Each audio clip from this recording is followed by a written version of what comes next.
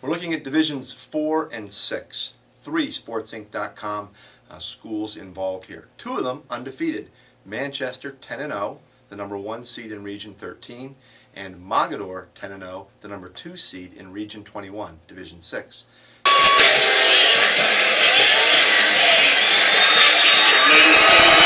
John, what's it going to take for Mogadore to win this region? For Mogadore to win the region, they're most likely going to have to go through 2 teams from the North Central Conference.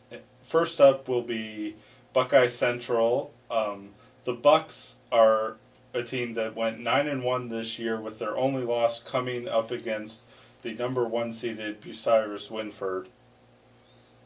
The Bucks are a team that are a polar opposite to Mogadore. They like to spread you out, like to throw the ball. They score almost 40 points a game, whereas Mogadore's a team that's rooted in defense and a running game that is led by Jake McAvenue on both sides of the ball.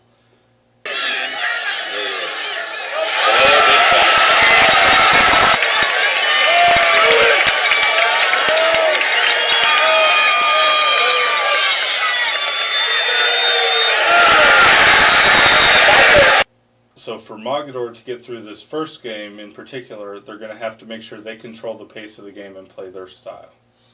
Okay, so the Mogadore Wildcats, again, Division 6, Region 21. Steve, we've got Manchester, undefeated, number 1 seed in Region 13, Division 4.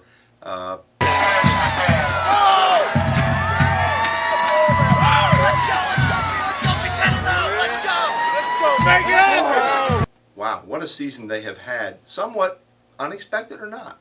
Well, I think a lot of people thought it was unexpected, but those group of seniors have been successful in just about every sport they've played.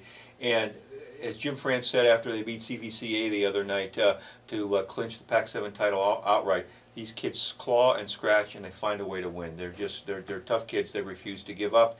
And we got a couple breaks, obviously, but I think you make your breaks, with good hard play. But at least, what's it going to take for the Panthers to come out with a region title? Well, the first thing they've got to do is they look at Perry, who is 6-4, and they've got to put that aside and not think, well, this team has lost 4 games. They're a pushover. They're not. Longtime Panther fans will remember, I think it was 9 years ago, in 2001, the Panthers went up there, played a first-round game against Perry, went 4 overtimes, and Manchester finally won. They had a very good team, but Perry gave them everything that they wanted. You look at Perry, they've lost 3 of their last 4, but one of those losses was to Aurora. Aurora is a big, strong, physical Division III team. They push people around, and so there's no shame in losing to them. If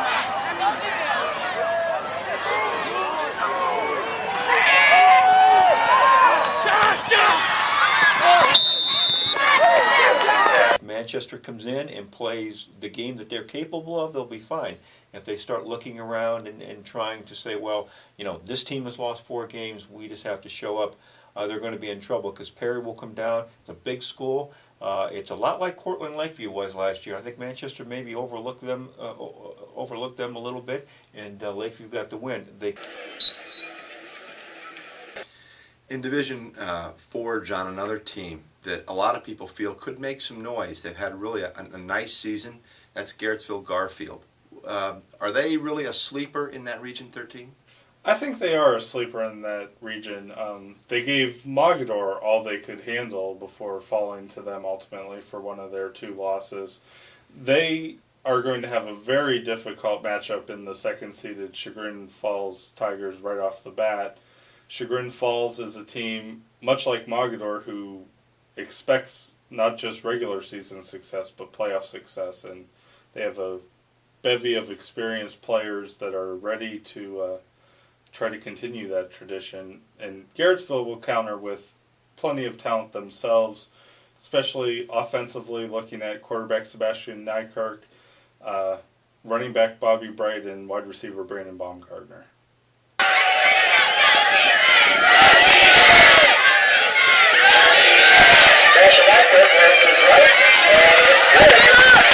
Okay, so that's a look at Divisions 4 and 6, Manchester, Mogadore, and Garrettsville Garfield.